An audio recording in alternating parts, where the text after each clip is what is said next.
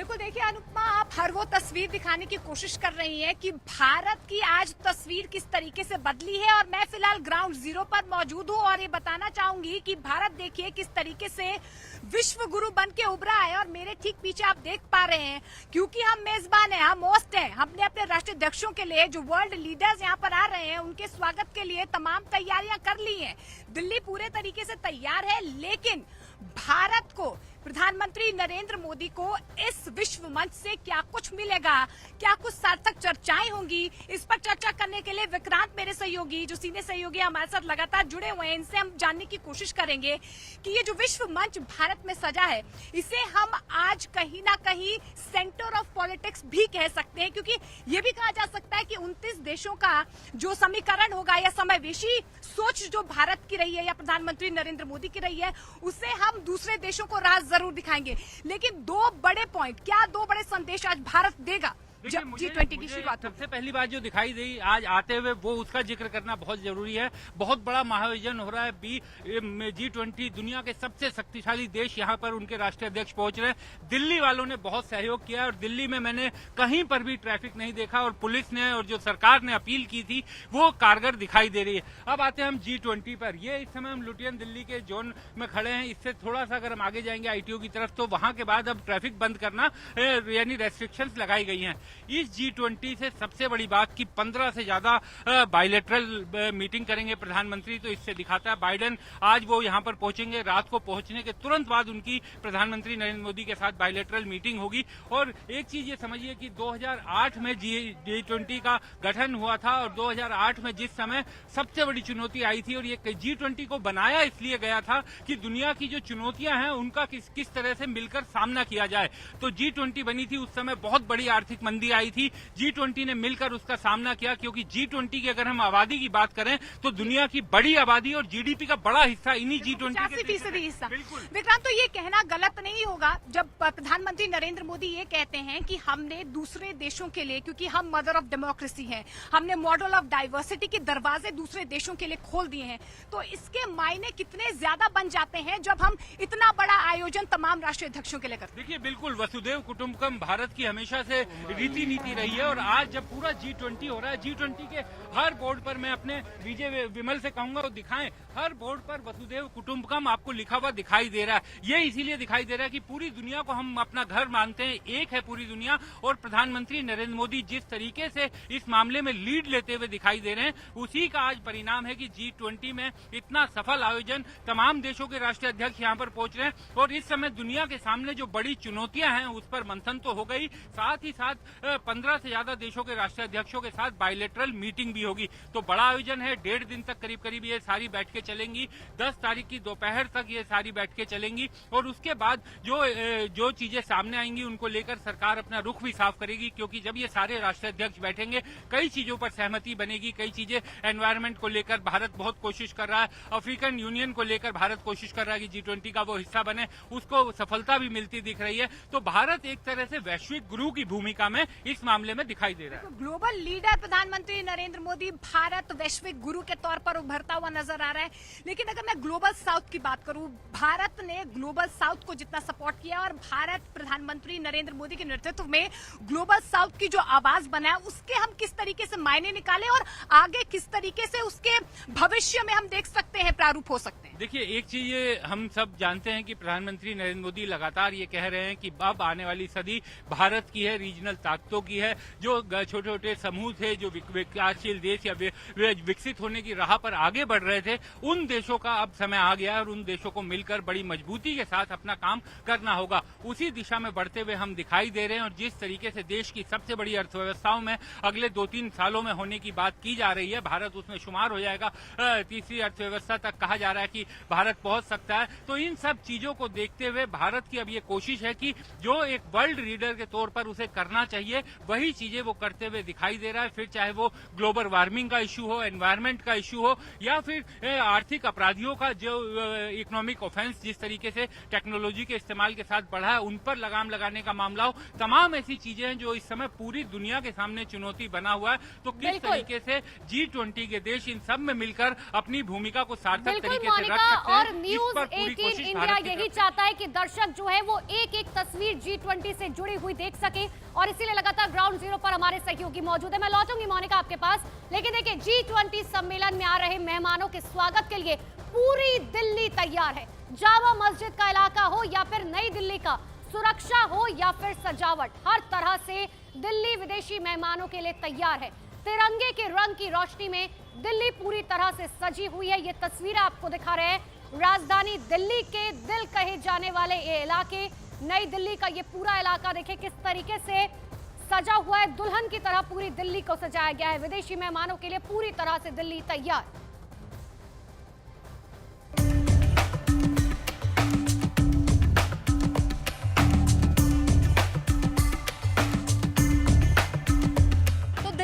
ITO पर हमारी मौजूदगी है और रात के अंधेरे में कैसे दुनिया के नक्शे पर दिल्ली अपनी छाप छोड़ रही है ये हम आपको दिखाएंगे, क्योंकि G20 की मेजबानी भारत कर रहा है और दुल्हन की तरह सजी हुई है दिल्ली।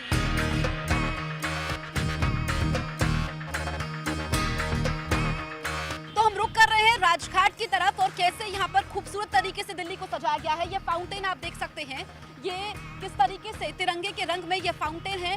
इसके अलावा हम आपको दिखा रहे हैं कि कैसे यहाँ पर भव्यता देखने को मिल रही है जो चारों तरफ अपनी चमक बिखेर रही है। ये दिल्ली है, क्योंकि जो दर्शक हमें इस वक्त देख पा रहे हैं जो राजघाट नहीं पहुँच पाएंगे वो आप देखेंगे, क्योंकि जो भी राष्ट्राध्यक्ष यहाँ पर पहुँचता है उसकी कोशिश रहती है कि बापू के समाधि स्थल पर जाया जाए, बापू को नमन किया जाए, बापू का इस देश के लिए क्या योगदान है उसको बताया जाए। तो हम राजघाट की तरफ बढ़ रहे हैं।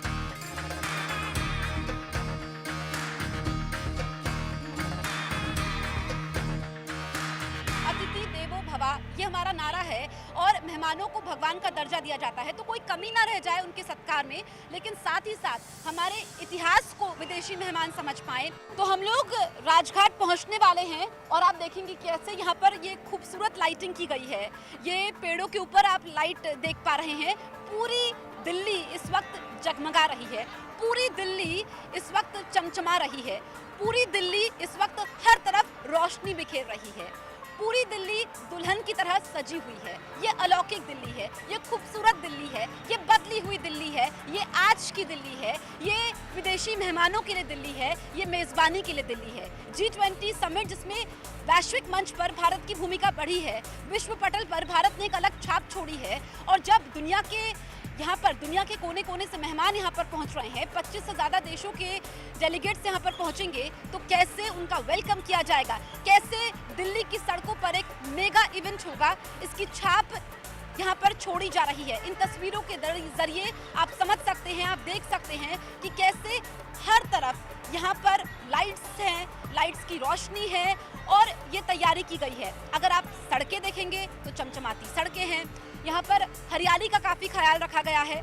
और ये आंखों को भी भाती है हरियाली। ऐसे में जिस भी रास्ते से आप गुजरेंगे यहाँ पर आपको पेड़ पौधे नजर आएंगे, जहाँ से भी आप गुजरेंगे आपको रोशनी ही रोशनी नजर आएगी, जहाँ पर से भी आप गुजरेंगे आपको यहाँ पर साफ सफाई नजर आएगी। विदेशी मेहमान यहाँ पर आने वाले हैं वो भारत की ताकत को देख पाए, क्योंकि अमेरिकी प्रेसिडेंट जो बाइडेन यहाँ पर आने वाले हैं, ऐसे जो बाइडेन आज की दिल्ली को देख पाए, एक ऐसी दिल्ली को देख पाए जो पूरे विश्व में एक बड़ी भूमिका निभा रही है, जहां पर बड़े फैसले लिए जाते हैं, जिसका असर वैश्विक मंचों पर पड़ता है। यूरोपियन डेलीगेट्स यहां पर आने वाले हैं। हमने देखा कि नाइजीरिया के प्रेसिडेंट यहां पर पहुंच चुके हैं। जो अलग अलग मुद्दे हैं, दुनिया से जुड़े हुए मुद्दे हैं, वैश्विक मंचों पर जो मुद्दे उठाए जा रहे हैं, उसमें भारत की भूमिका क्या है। ये जो मंच है G20 का मंच होगा, ये कैसे पूरे विश्व के लिए एक अहम मुद्दों पर चर्चा होगी और सार्थक चर्चा होगी, जिसके जरिए वैश्विक कल्याण हो पाएगा, यहाँ पर विकास हो पाएगा। और यहाँ पर आप देखिए, building a new paradigm of human centric globalisation. तो अलग अलग कोटेशंस हैं। पीएम मोदी की फोटो है, क्योंकि देश के प्रधानमंत्री हैं और जैसे उनकी भूमिका बढ़ी है, जिस तरीके से उन्होंने वैश्विक पटल पर भारत का डंका बजवाया है, भारत का मान बढ़ाया है, भारत का सत्कार बढ़ाया है, वो पूरी दुनिया को हमारी तरफ आकर्षित कर रहा है। और दिल्ली देश की राजधानी है, दिल्ली देश का दिल है। और जब इन सड़कों से विदेशी डेलीगेट्स गुजरेंगे, खासकर जो बाइडेन की मैं बात करूं तो जो बाइडेन जब यहाँ से गुजरेंगे तो वो बस देखते ही रह जाएंगे। मतलब जो भी विदेशी मेहमान आए, G20 समिट तो हो रही है, अहम मुद्दों पर चर्चा होगी, बड़े बड़े मुद्दे तो हैं, लेकिन वो दिल्ली को समझ पाएं, दिल्ली को जान पाएं, यहाँ की आबो हवा में एक तरीके से गुम हो जाए, ये तैयारी की गई है। ये खूबसूरती बिखेर रही है, ये भारत की शान बनी हुई है। और ऐसी एक इमारत नहीं है जो आप देख रहे हैं, ऐसी अनेकों इमारतें हैं जिसको इस तरीके से सजाया गया है तिरंगे के रंग में।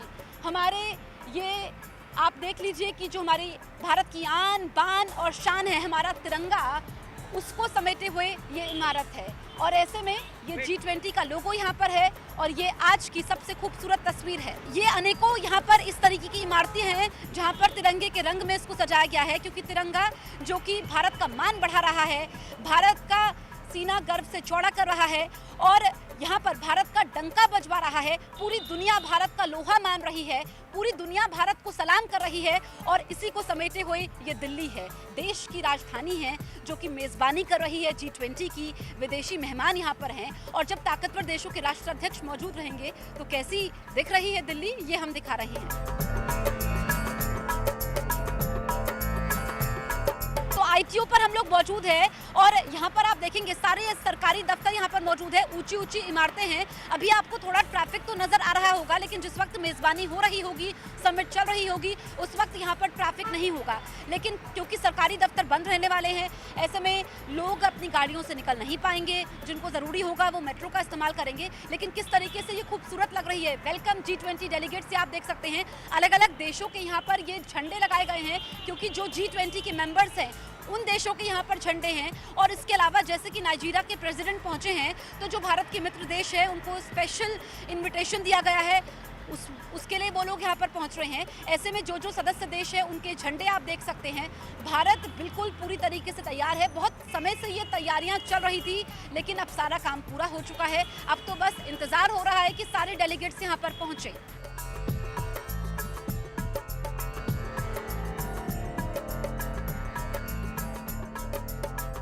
तो ये भारत मंडपम है जो केंद्र बिंदु है, सारे विदेशी डेलीगेट्स यहीं पर मौजूद रहेंगे। और आखिरी बार है जब यहाँ पर एंट्री मिल रही है, क्योंकि इसको छावनी में तब्दील कर दिया जाएगा। विदेशी मेहमानों के अलावा यहाँ पर कोई नहीं होगा। और किस तरीके से यहाँ पर पूरे इंतजाम किए गए हैं, ये इस वक्त भारत मंडपम चमचमा रहा है, जो लाइटिंग यहाँ पर की गई है।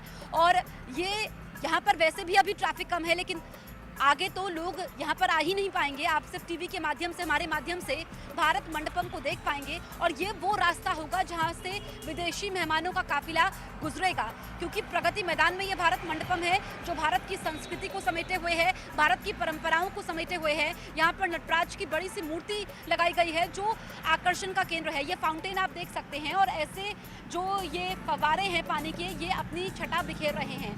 कितना भव्य है, क्या खास इंतजाम किए गए हैं। हाईटेक तरीके से भारत मंडपम को यहाँ पर बनाया गया है। सारी सुख सुविधाओं का ख्याल रखा गया है ताकि मेहमानों को कोई भी दिक्कत ना हो। ये देखिए, ये भारत की परंपराओं को समेटे हुए, संस्कृति को समेटे हुए ये यहाँ पर होर्डिंग्स है। ये अलग अलग भारत का तिरंगा, अलग अलग देशों के यहाँ पर जो झंडे लगे हुए हैं, ताकि जो राष्ट्राध्यक्ष देशों के पहुंच पाए, जो G20 के सदस्य हैं, उनके झंडे यहाँ पर लगाए गए हैं। और ये कैसे फाउंटेन्स है जो यहाँ पर खूबसूरती बिखेर रहे हैं, ये तस्वीरें इस वक्त आप देख लीजिए। तो इस वक्त मेरे सहयोगी आनंद तिवारी मेरे साथ मौजूद है, उनसे हम कुछ खास बातें करते हैं। आनंद, हम रात के वक्त तो देख रहे हैं दिल्ली कितनी सुंदर लग रही है, ये बताइए कि रात के लिए क्या इंतजाम दिल्ली में किए गए हैं सुरक्षा को? देखिए, लोगों को बिल्कुल घबराने की जरूरत नहीं है। 8, 9 और 10 तारीख को यहाँ पर जो आवाजाही दिख रहे हैं, यहाँ पर केवल VIP मूवमेंट की आवाजाही दिखेगी। यहाँ पर जो खास तरह की वर्दी दी गई है इस बार दिल्ली पुलिस को पहनने के लिए, ट्रैफिक पुलिस को, उसमें जवान नजर आएंगे जो विदेशी सुरक्षा एजेंसियों के जवान है। देखिए, जैसे यहाँ पर आप देख रहे हैं, इस वक्त दिल्ली पुलिस पैरामिलिट्री फोर्स के जवान आपको प्रगति मैदान के आसपास आपको नजर आ रहे हैं, क्योंकि ये भारत मंडपम है। ये पूरे विश्व की निगाह इस भारत मंडपम पे है। और दिल्ली पुलिस के लिए सबसे बड़ी चुनौती है जसप्रीत कि ये आयोजन जो है 3 दिन का, इसमें किसी तरह की कोई चूक ना हो। इसलिए न केवल आसमान, जमीन, CCTV कैमरे, खोजी कुत्ते, हर तरह से दिल्ली को पूरी तरह से एक तरीके से किले में तब्दील कर दिया गया। जितनी खूबसूरत दिल्ली है, सुरक्षा के लिहाज से उतनी ही ज्यादा सुरक्षा व्यवस्था यहाँ पर की गई है। एयरपोर्ट को दूसरा हब बनाया गया जसप्रीत, क्योंकि वहां पर जो बाइडन, जिन पे पूरे विश्व की निगाह है, जिनकी सबसे ज्यादा सुरक्षा व्यवस्था की बात की जा रही है, और जो टेक्निकल एयरपोर्ट जहां पे प्रधानमंत्री नरेंद्र मोदी उतरते हैं, वहां पे उनका एयरक्राफ्ट उतरेगा और उसके बाद विदेश मंत्रालय और एमईए के अधिकारी उन्हें वहां पे रिसीव करेंगे और फिर दिल्ली पुलिस उन्हें पूरे प्रोटोकॉल के साथ उनके होटल तक पहुंचाएगी। बिल्कुल, तो अहम बातें आनंद आपने बताई है, क्योंकि भारत मंडपम ये इस वक्त केंद्र बिंदु है। आप ये बताइए कि जो आम नागरिक है उसके मन में ये सवाल है कि क्या खुला रहेगा, क्या बंद रहेगा, क्या वो घर से बाहर नहीं निकल पाएगा, कैसे वो जाएगा जरूरी काम हो? देखिए, जो दिल्ली के लोग हैं और जो दिल्ली के बाहर के लोग हैं, जो 8, 9, 10 तारीख को दिल्ली आ रहे हैं, उनके लिए सब कुछ खुला हुआ है। केवल नई दिल्ली में जो एनडीएमसी का इलाका है, वहां पर आप बेवजह ना आए। यहाँ पर घूमने फिरने के लिए, यहाँ पर साइकिलिंग के लिए, यहाँ पे मनोरंजन के लिए सारी चीजें बंद है। होटल, रेस्टोरेंट, क्लब, सिनेमा घर, सारी चीजें बंद है। केवल जो लोग नई दिल्ली में रहते हैं वो अपने आई कार्ड दिखाएंगे, उनके घर का एड्रेस बताएंगे, उन्हें बाकायदा एंट्री दी जाएगी। इसके अलावा जिन्हें एयरपोर्ट जाना है वो अपने प्राइवेट व्हीकल से या जो कमर्शियल व्हीकल है उनके साथ वो एयरपोर्ट जा सकते हैं, लेकिन पुलिस ने कहा है कि थोड़ा टाइम लेके घर से निकलें। मेट्रो सेवाएं पूरी तरह से खुली हुई हैं। प्रगति मैदान के पास जहां पर इस वक्त हम ये कवरेज दिखा रहे हैं, वहां पर एक मेट्रो स्टेशन है सुप्रीम कोर्ट का। हमारे लेफ्ट में सुप्रीम कोर्ट संग्रहालय भी आपको नजर आ रहा है, वहां का एक मेट्रो स्टेशन केवल बंद रहेगा, बाकी सारे मेट्रो स्टेशन खुले हैं। सुबह 4 बजे से 8 तारीख को सारे मेट्रो स्टेशन खुले रहेंगे। और रेलवे स्टेशन? देखिए, रेलवे स्टेशन पे 200 ट्रेनें जो हैं उनके रूट को प्रभावित किया गया, लेकिन कोई भी रेलवे स्टेशन बंद नहीं है। तमाम रेलवे स्टेशन की गाइडलाइन जारी की गई है, वहां पर डिस्प्ले बोर्ड दिया गया है, लोगों को वहां पे अनाउंसमेंट किया जा रहा है और लोगों से अपील की जा रही है कि वो मेट्रो का ज्यादा से ज्यादा उपयोग करें और एयरपोर्ट जाने के लिए या अपने घरों के लिए जहां भी उन्हें निकलना है। तो G20 समिट का अध्यक्ष है भारत और ये हमारी नई संसद भवन जो कि आत्मनिर्भर भारत का प्रतीक है। अशोक स्तंभ को आप देख सकते हैं और इस बार हम सभी मेजबान हैं। ऐसे में सभी की भूमिका भी बड़ी हो जाती है, क्योंकि जब आयोजन बड़ा होता है तो भूमिका भी बड़ी होती है। ऐसे में जो लोग दिल्ली में मौजूद हैं या दिल्ली आना चाहते हैं वो अपनी जिम्मेदारी को बखूबी निभाएं और ऐसे में ये आयोजन सफल हो, ये आयोजन मेगा इवेंट हो, इसके लिए पूरी तरीके से दिल्ली तैयार है, हम भी तैयार है। ये खास पेशकश हम आपके लिए न्यूज़ 18 इंडिया पर लेकर आए थे।